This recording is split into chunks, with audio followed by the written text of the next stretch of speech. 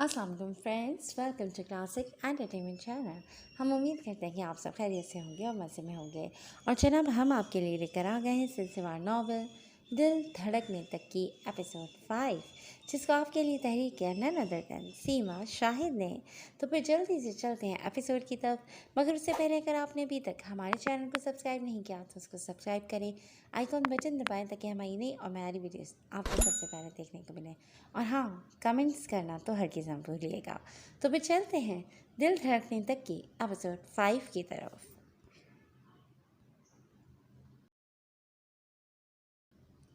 सुबह का वक्त था। वो खानम बीबी के पास बैठी उन्हें अखबार पढ़कर सुना रही थी जब बौखलाई हुई गुलजाना अंदर दाखिल हुई। खानम बीबी, वो इधर।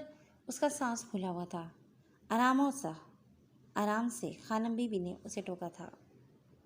खानम बीबी, साथ वाले गांव का सरदार आया है अपने बेटे के साथ आपसे मिलने। गुलजाना ने घबराए हुए लहजे में कहा कि ऐसे किसी सरदार का, वो भी मुखालिफ गांव के सरदार का, यूं आना गैर मामूली था। उसे औताक में बिठाओ और सरदार अरहम अफंदी को हमारा बुलावा भेजो। वो पुरसोच लहजे में बोलती हुई उठ खड़ी हुई थी। गुलजाना अस्बात में सर हिलाती हुई फौरन अरहम अफंदी को बुलाने चली गई थी।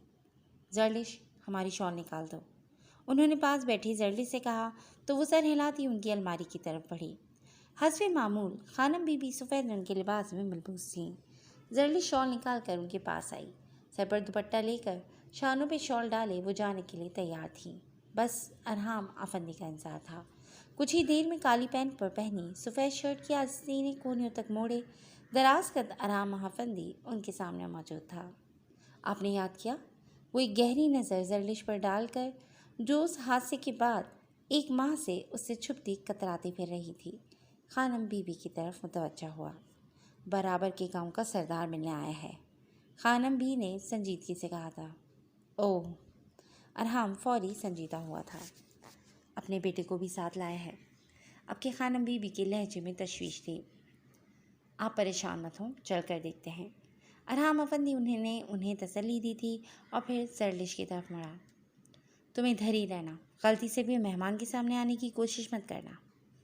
उसने जर्लिश को मुतनब्बा किया और खानम बी को लेकर औताक की जाने बढ़ गया जहाँ मेहमान ठहराए जाते थे। जर्लिश बीबी, उठे, चल कर देखते हैं वो सरदार क्यों आया है। गुलजाना उन दोनों के जाने के बाद जर्लिश के पास आई, जो अखबार लेकर बैठ गई थी। हमारा वहाँ क्या काम? वैसे भी तुमने सुना नहीं, हमें उधर जाने से मना किया गया है। जर्लिश ने फौरी उसे टोका था।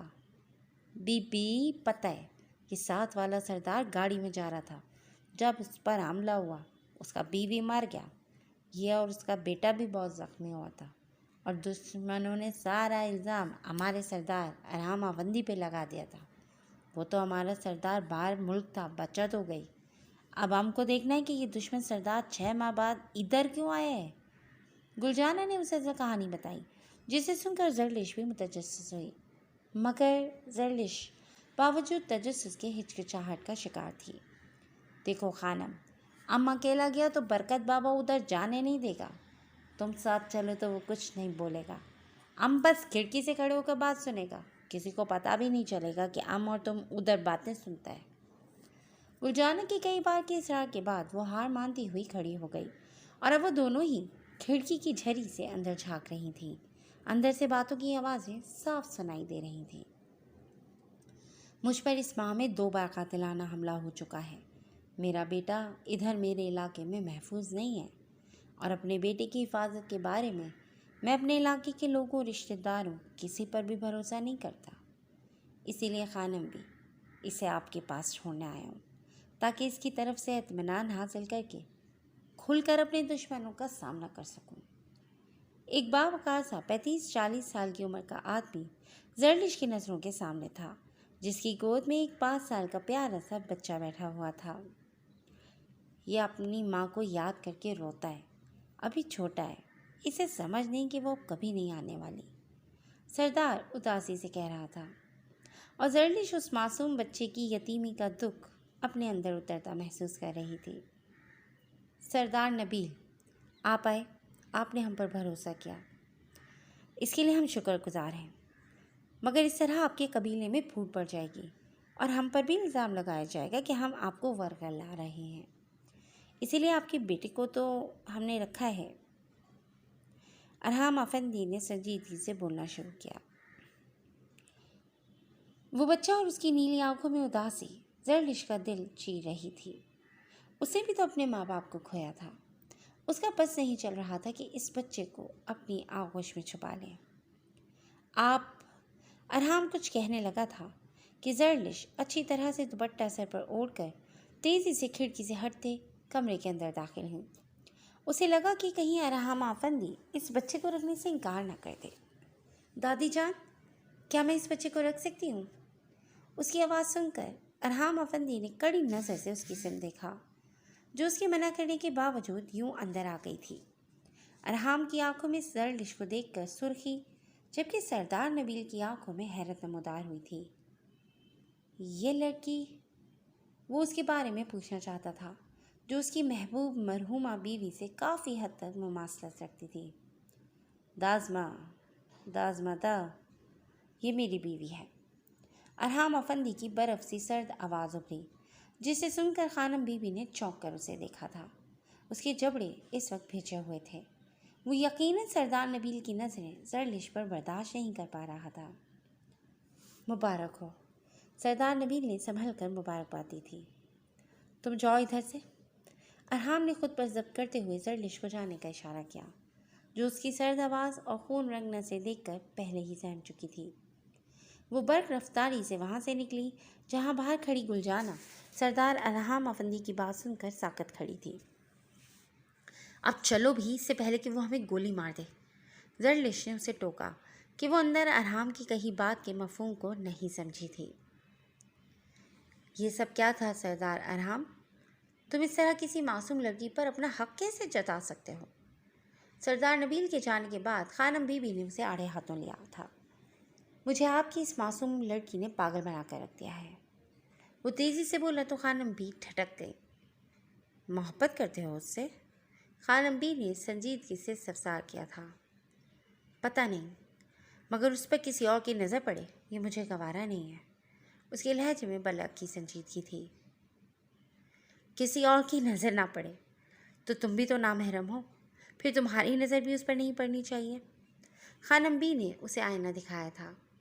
تو آپ مجھے اس کا محرم بنا دیجیے، اس میں تو کوئی قباحت نہیں۔ وہ بڑی آسانی سے ایک بہت بڑی بات کہہ گیا تھا۔ رشتے ناطے طے کرنا اتنا آسان کام نہیں ہے۔ وہ یتیم بچی ہے، لیکن اس کے رشتہ دار ملک سے باہر صحیح پر موجود ہیں۔ مجھے سب سے صلاح مشورہ کرنے دو، بچی سے بھی اس کی رائے لینی ہوگی، پھر جو بہتر ہوگا وہی کر لیں گے۔ خانم بی نے بات سمیٹی کہ وہ زرلش اور اس کے تایا زاد سعد کے رشتے سے بخوبی واقف تھیں، لیکن یہ رشتہ اس کے تایا قائم رکھنا چاہتے تھے یا نہیں، وہ یہ نہیں جانتی تھیں۔ زرلش کو ان کے ساتھ رہتے کئی ماہ ہو گئے تھے، اور اس کے تایا تائی، یہاں تک کہ اس کے منگیتر سعد نے بھی پلٹ کر اس کی خیر خیریت دریافت نہیں کی تھی۔ زرلش سلطان پر اگر کسی کا حق ہوگا تو وہ صرف اور صرف ارحام افندی کا ہوگا، آپ یہ بات ذہن میں رکھیے گا۔ وہ برف سے ٹھنڈے لہجے میں اپنی بات کہہ کر جا چکا تھا۔ محبت کا پتہ نہیں صاحبزادے کو، اور حق ایسے جتا رہے ہیں جیسے ان سے بڑا عاشق کوئی نہ ہو۔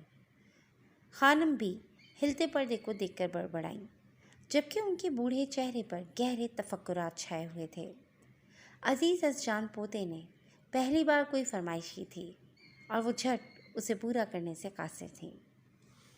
سردی کا موسم اپنے عروج پر تھا۔ اب پہاڑی علاقوں میں ویسے بھی سردی کا موسم خاصا طویل اور شدید ہوتا ہے۔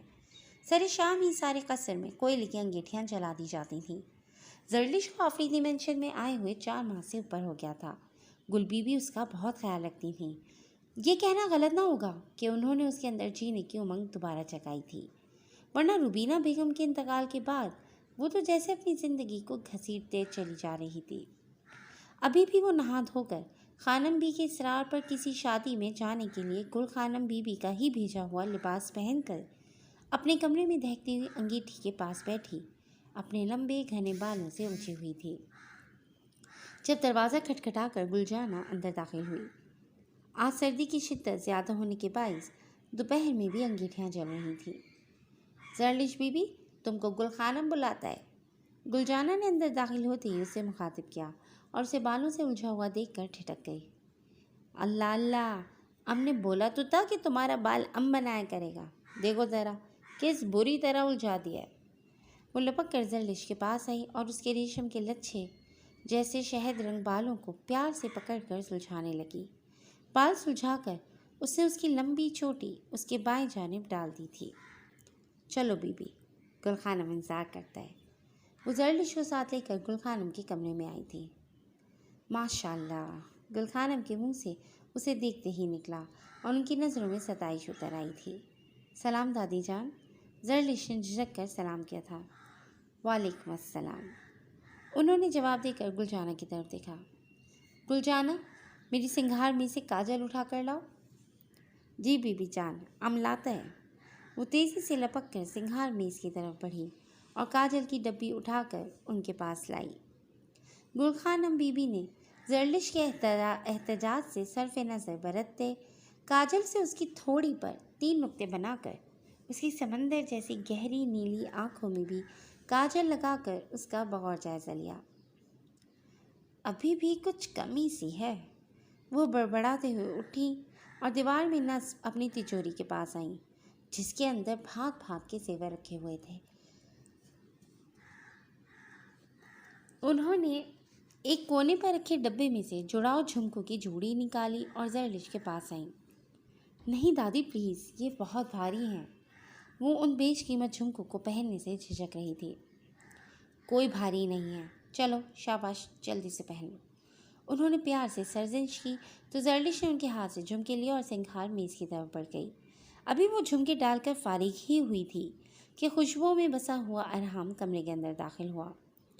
دادی جلدی کریں، دیر ہو رہی ہے، تیزی سے کہتا وہ زرلش کے وجود سے انجان تھا۔ بس بیٹا چلتے ہیں، زرلش بیٹی چلو۔ انہوں نے ساکت کھڑی زرلش کو پکارا جو ارحام کو دیکھ کر گھبرا گئی تھی۔ وہ کانپتے ہاتھوں سے اپنے سر پر دوپٹہ ٹھیک کرنے کی کوشش کر رہی تھی جب ارحام کی نظریں تو جیسے اس پر جم سی گئیں۔ وہ زرلش کا بے داغ و بے تحاشا حسن دیکھ کر مبہوت ہو گیا تھا۔ دودھ ملائی جیسا سفید رنگ، نیلی سمندر جیسی گہری آنکھوں سے چھلکتا حسن، بھرے بھرے سرخ گال، گلاب جیسے ہونٹ، ستوا ناک میں شان سے بھرا جوان نتھلی اور اس نتھلی کا سفید موتی جو ہمیشہ کی طرح اسے پکار رہا تھا۔ لیکن آج سب سے جدا اس حسینہ کے کانوں میں ہلکورے لیتے وہ بھاری جڑاؤ جھمکے تھے جو اس کے حسن میں مزید اضافہ کر رہے تھے۔ یہ جھمکے اس کی ہونے والی بیوی کے لیے دادی نے کئی سال پہلے بنوائے تھے، جنہیں وہ اچھی طرح سے پہچانتا تھا۔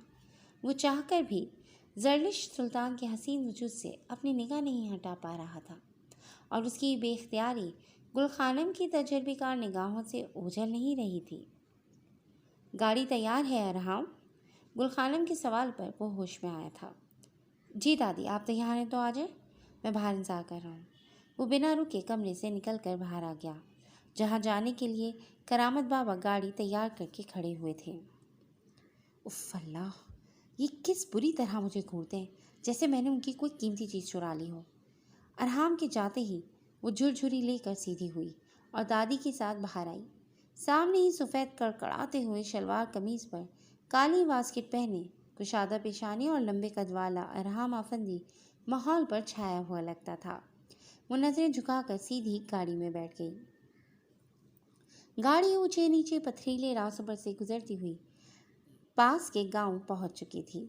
شادی کا گھر تھا، دوپہر ہونے والی تھی اور شاید بارات ابھی تک نہیں پہنچی تھی۔ وہ گل خانم کے ساتھ چلتی ہوئی زنان خانے میں آ گئی تھی۔ سب گل خانم سے جھک کر اور بڑے ادب سے ان کے ہاتھ چوم کر مل رہے تھے۔ وہ بھی سب سے اس کا تعارف کروا رہی تھی۔ چاروں جانب شور مچا تھا، ایک رونق لگی ہوئی تھی۔ وہ کچھ دیر بعد خاموشی سے اٹھ کر پیچھے کے دروازے سے باہر نکل آئی۔ اونچائی پر بنے اس گھر سے باہر کی وادی کا منظر بہت خوبصورت تھا۔ دور لالا کے رنگ برنگے پھول لہرا رہے تھے۔ وہ قدرتی حسن کی دیوانی ان پھولوں کو دیکھنے کی چاہ میں آگے نکلتی چلی گئی۔ وہ پہاڑ کی اونچائی سے کچھ فاصلے پر تھی جب ہوائیں تیز ہوئیں۔ لگتا ہے طوفان آنے والا ہے۔ اپنے اوپر سے ارحام افندی کی بھاری گھمبیر آواز سنتے ہی وہ دل پر ہاتھ رکھ کر رک گئی۔ آپ؟ مجھے ڈرا دیا آپ نے۔ اس نے کاجل سے لبریز نگاہوں سے اسے دیکھا، جو نہ جانے کب اس کے پیچھے چلا آیا تھا کہ اسے خبر ہی نہیں ہوئی۔ میں اتنا ڈرونا تو نہیں سمجھا؟ وہ پرشوق نگاہیں اس کے سراپے پر جماتا ہوا بولا تو وہ ہچکچا کر پیچھے ہٹ گئی۔ سورج نکل رہا ہے، موسم اتنا خوبصورت ہے اور آپ طوفان لا رہے ہیں، یہ ممکن نہیں۔ اس نے بات بدلتے ہوئے اختلاف کیا تھا۔ یہ پہاڑی علاقے ہیں سمجھا، ادھر موسم بڑی تیزی سے رنگ بدلتا ہے اور طوفان کی آمد میں محسوس کر رہا ہوں۔ وہ اس کے کانوں میں ہلکورے کھاتے جھمکوں کو بغور دیکھتے ہوئے بولا تھا۔ آؤ واپس چلتے ہیں، دادی انتظار کر رہی ہوں گی، اس نے کہتے ساتھ ہی زرلش کو ساتھ آنے کا اشارہ کیا۔ وہ سب رفتاری سے اس کے ساتھ قدم سے قدم ملا کر چلنے کی کوشش کر رہی تھی۔ ہوا کے جھونکوں سے اس کے سر سے بار بار دوپٹہ سے رکھ رہا تھا۔ وہ دونوں کچھ قدم ہی آگے چلے تھے کہ زوردار بجلی کے کڑکنے کی آواز سنائی دی۔ اچانک سے کالے بادل امڑ آئے تھے۔ ارحام نے تفکر سے آسمان کی طرف دیکھا اور زرلش کا ہاتھ پکڑ کر تیزی سے ایک غار نما کوہ کے اندر گھس گیا۔ ہاتھ چھوڑیں پلیز۔ زرلش نے اس کی مضبوط گرفت سے اپنا ہاتھ چھڑانا چاہا۔ اسے آج نہ جانے کیوں اس کی وہ جسارت یاد آئی جب وہ یہاں جھیل کنارے پہلی بار ملے تھے۔ آپ ادھر کیوں رک گئے؟ حویلی چلیں پلیز، اس نے دوبارہ التجا کی تھی۔ سما جان، تم شوق میں چلتے چلتے بہت دور نکل آئی ہو اور کسی بھی لمحے تیز بارش شروع ہونے والی ہے۔ اب ہمیں یہیں رک کر موسم کے سنبھلنے کا انتظار کرنا ہوگا۔ ارحام نے اس کی جھجک سمجھتے نرمی سے اسے سمجھایا تھا۔ یکایک بادلوں کے گرجنے کی آواز بہت تیز ہو گئی تھی۔ آسمان میں بجلی بار بار چمک رہی تھی۔ زرلش خوف سے کپ کپانے لگی۔ اس کے کٹاؤ دار سرخ لب آپس میں بھیجے ہوئے تھے، گھنی پلکیں سرخ گالوں پر سایہ چھوڑ رہی تھیں۔ ناک کی نتھلی میں ڈولتا سفید موتی اور کانوں میں ہلکورے لیتے جھمکے ارحام کو شدت سے اپنی طرف بلا رہے تھے۔ پہلے تمہاری اس نتھلی نے میری نیندیں اڑائی ہوئی تھیں اور آج ان جھمکوں نے میرے دل کے اندر طوفان برپا کر دیا ہے، اس نے گمبھیر لہجے میں کہتے ہوئے اس کے کان میں ہلکورے لیتے سنہری جھمکے کو دھیرے سے چھوا۔ زرلش گھبرا کر تیزی سے پیچھے ہوئی تھی۔ گھبراؤ نہیں، یہ تو ایک چھوٹا سا طوفان ہے، ابھی ختم ہو جائے گا، وہ سرت سے اپنے جسم پر لگامیں ڈالتے ہوئے سنجیدگی سے بولا تھا۔ اسے زرلش کو خود سے بدگمان کرنا بھی منظور نہ تھا۔ زرلش خاموشی سے سر ہلاتے ہوئے دیوار سے ٹیک لگا کر نیچے بیٹھ گئی تھی۔ ارحام دوسری جانب دیوار سے ٹیک لگائے کھڑا ہوا تھا۔ یہ لڑکی ابھی اس کے جذبات کو سمجھنے سے قاصر تھی۔ وہ اسے پرسکون کرنے کے لیے سگریٹ سلگا کر غار سے باہر دیکھنے لگا، لیکن نظر تھی کہ بار بار بھٹک کر اس دلربا کے حسین چہرے پر اٹھی جا رہی تھی۔ گھنیری جھکی پلکیں، گلابی گال، ستوا ناک میں موجود نتھلی اور سینے پر پڑی دراز بالوں کی چوٹی، کچھ بھی تو نظر انداز کرنے کے قابل نہیں تھا۔ کانوں میں ہلکورے کھاتے ہوئے جھمکے اس کے گالوں کو چوم رہے تھے، جن سے اس وقت اسے ٹھیک ٹھاک حسد محسوس ہوا۔ باہر گرج چمک کے ساتھ تیز بارش شروع ہو چکی تھی، جس کی بوچھاڑ اندر بھی آ رہی تھی۔ پلیز مجھے دادی کے پاس لے چلیں، ماحول کی معنی خیزی سے گھبرا کر زرلش نے اس سے درخواست کی تھی۔ تم مجھ سے اتنا کتراتی کیوں زرلش؟ کیا تم تک میرے جذبات کی آنچ نہیں پہنچی، یا تم جان کر انجان بن رہی ہو؟ ارحام نے اس کی بات کا جواب دیے بنا سنجیدگی سے اس سے سوال کیا تو وہ نگاہیں چرا گئی تھی۔ تمہارا یہ مجھ سے بے معنی کا گریز، یوں مجھ سے دور دور رہنے کی کوشش کرنا مجھے اور تمہاری طرف کھینچتا ہے۔ میں تمہیں تمہاری اس دلکشی، اس دلربائی کو حاصل کرنا چاہتا ہوں، تم پر اپنے نام کی مہر لگانا چاہتا ہوں۔ ارحام نے ٹھہرے ہوئے لہجے میں اپنا دل کھول کر اس کے سامنے رکھ دیا تھا۔ پلیز مجھے دادی کے پاس جانا ہے۔ اس کی باتوں کو نظر انداز کر کے وہ رخ موڑے بمشکل لرزتے ہوئے لہجے میں بولی تھی۔ وہ چاہ کر بھی اسے ساتھ کے بارے میں کچھ نہیں بتا پائی تھی۔ بارش رکنے دو، پھر چلتے ہیں۔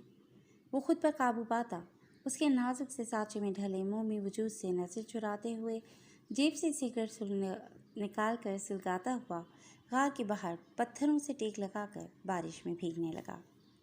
اس کی آنکھوں میں گلابوں کی رنگت سی نازک سی زرلش سلطان کا چہرہ ابھرنے لگا تھا، جس کی ناک میں دمکتی نتھلی نے اس کی نیندیں چرا لی تھیں۔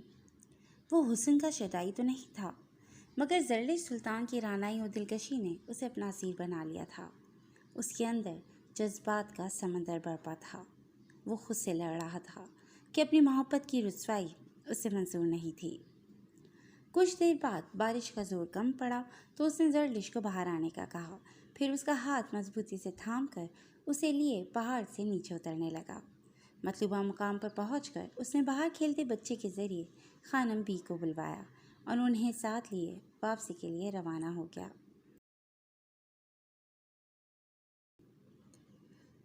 جی فرینڈز، آج کے لیے بس اتنا ہے۔ امید ہے آج کی ایپیسوڈ آپ کو پسند آئی ہوگی۔ بہت جلد ایک نئی ایپیسوڈ کے ساتھ حاضر ہوں گے۔